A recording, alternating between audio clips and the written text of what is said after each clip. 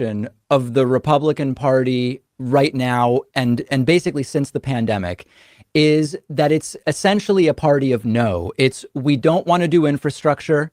We don't want to do coronavirus guidelines.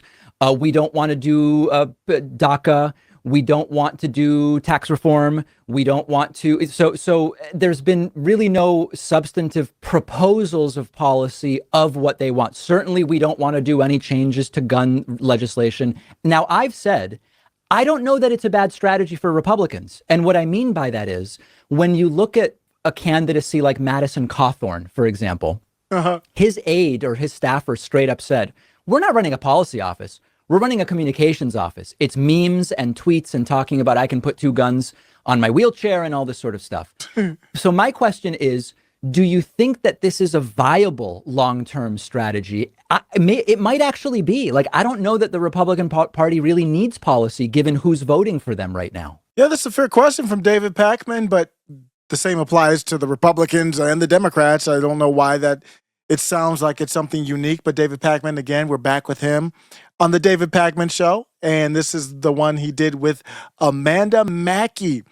Oh, man, they get into it. You got to let this one kind of go, and David Pakman and Amanda Mackey go back and forth. What you're going to hear on this one's going to be, to me, about bipartisanship. I'm probably more on the right, I would say, probably more libertarian. I don't know. You tell me where you think I am, but it's more, how do the two sides work together legislatively? I'll tell you why I don't believe in bipartisanship. I'm not looking to argue for argue's sake. Let's get back to David Pakman and we'll figure it out with Amanda Mackey. Well, the Republican Party doesn't control a single lever of the government in Washington right now. But the last 2 years of the Trump administration, they did.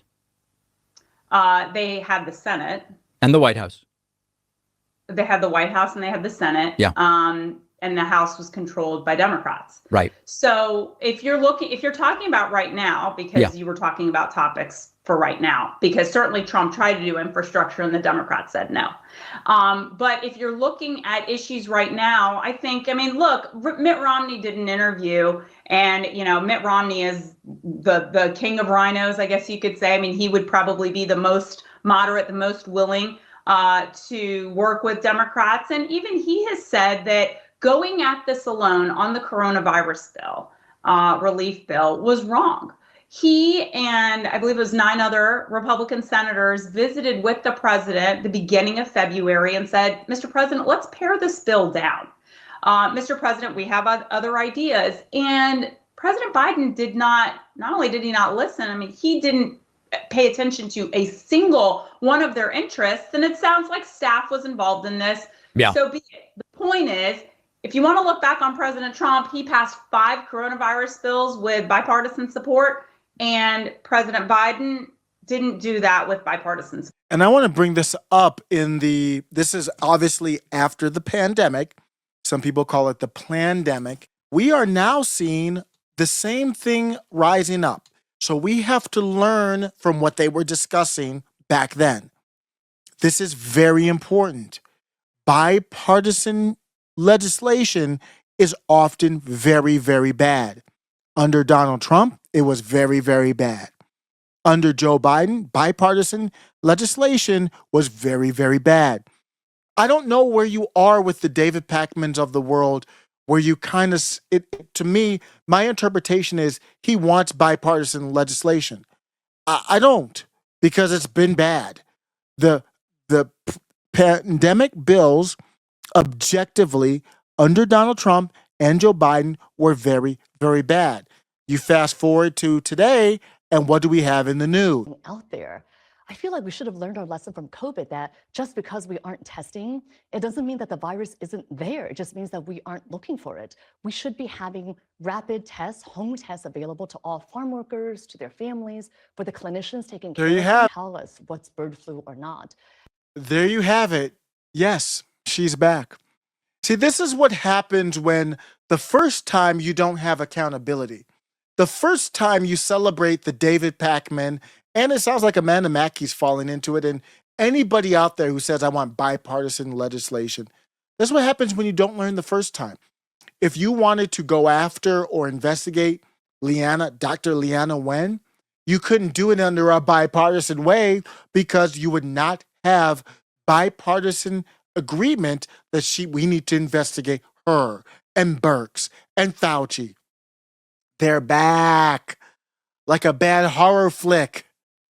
I just saw Nosferatu in the theaters this past weekend. It was actually good. A good classic vampire movie.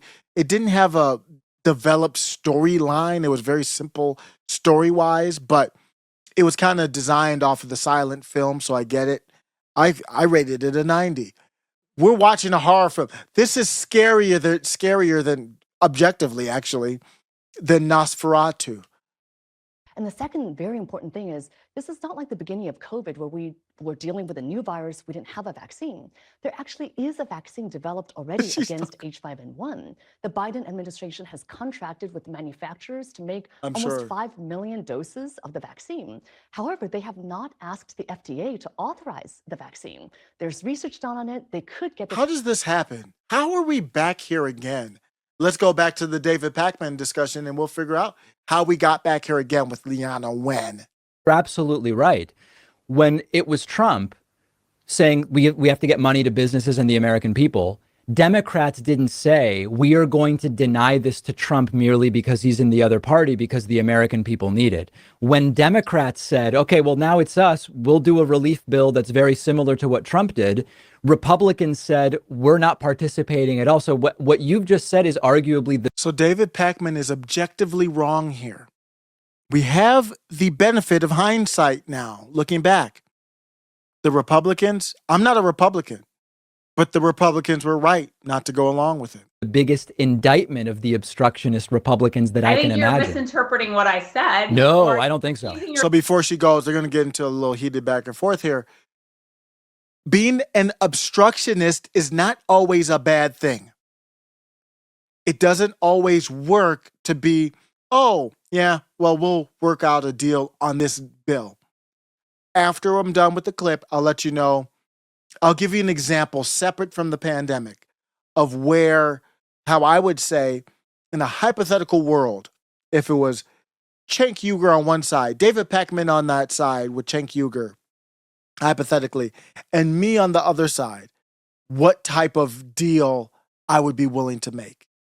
Your own facts, because what I said is that the Republicans went to visit with President Biden, and he dismissed everything that they said. He didn't take a single thing into account. He didn't even work with them. He didn't even come to the table and say, let's sit down and talk. They had what concessions did Trump make to Democrats? And he largely blamed it on staff, as did Republicans, the staff saying, we're not interested. But what concessions did Trump make to Democrats on the COVID bills? Kennedy Center funding, certainly other pieces of the bill that ultimately the law that Republicans were raked over the coals for. Kennedy Center, wasn't that like $3 million or something? It doesn't matter. It's the fact that, this is what's interesting to me. Yeah. President Trump was impeached by the House. And then 3 months later, he has Nancy Pelosi sit down with Stephen Mnuchin because Trump and her didn't have a relationship. Right. And he said, sit down and work something out for the American people. And they did. That's leadership. You don't pout and say, I don't like her, so I'm not going to work with her. I think that's what Biden did. Biden said, I don't have to work with you guys because we have 50-50 and Kamala will be the tie-breaking vote. So I don't have to work with you guys. So I'm not going to. Yeah, so let's take this conversation away from David Pakman necessarily and Amanda and make it, like I said, Pakman, Cenk Uygur, Anna Kasparian, and me on the other side. What I would say is, Cenk always talks about it. There's things we agree on. Well, Cenk, don't we agree that we should cut defense spending? The type of deal, I am for making deals. Don't get me wrong. I am not for bipartisan legislation. I think they're two different things. Making a deal is, I know you want something different ultimately than I do. But there is an area of agreement. So let's say we help each other get members that represent our viewpoint. I don't know who's out there that represents my viewpoint anymore. I really don't rock with Marjorie Taylor Greene, Lauren Boebert. They're not against the funny country. Maybe Thomas Massie is the closest. Is he the only Republican that's against the funding country? The only one that I can think of right now. But let's say you have a Thomas Massie that I largely would agree with. He's not even against that country. He's just the most against it. And you have, I don't know, say it's AOC for hypothetical. I would say Thomas Massie, AOC, we both agree that we should cut spending from the Department of Defense. Let's say hypothetically, we cut 5, we get people, I help you get AOC types voted into Congress. You help, MAGA versus left, you work together, and you help Thomas Massie's get elected into Congress. We both work together. Maybe you could call that bipartisan on the spending bill to take money away from the Department of Defense. Let's say $500 million gets extracted from the Department of Defense. I would support a bill that 250 of it goes towards what you want. I don't even care if it's reparations. I'm not for reparations, but let's say you want reparations. 250, no, that's not enough for it, but whatever. You can spend on whatever you want. And Republicans, if you really want to cut spending, you don't have to spend the 250, just let it be cut. Or you spend it on whatever you want. Spend it on, I don't know how that would work, but spend it on fortifying the First Amendment. I don't know. But you do a bill. The bill is one bill. You Democrats, you get your 250 for reparations. Republicans, you get 250 for whatever spending, and you split. You take the pot and you split it. And if you want less spending, then you can be a Republican and say, in the bill, you let you spend 250. Our 250 is just not to spend anything. That is what I would support.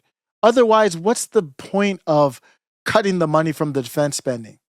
If you're not going to say, well, with that money, you can do what you want, and the other side does what they want. It's not that black and white, but I just wanted to let you know I'm not against making a deal. Let me know what you think. What's the best way to handle this? The next clip is ready below. Welcome to After Show Carnage.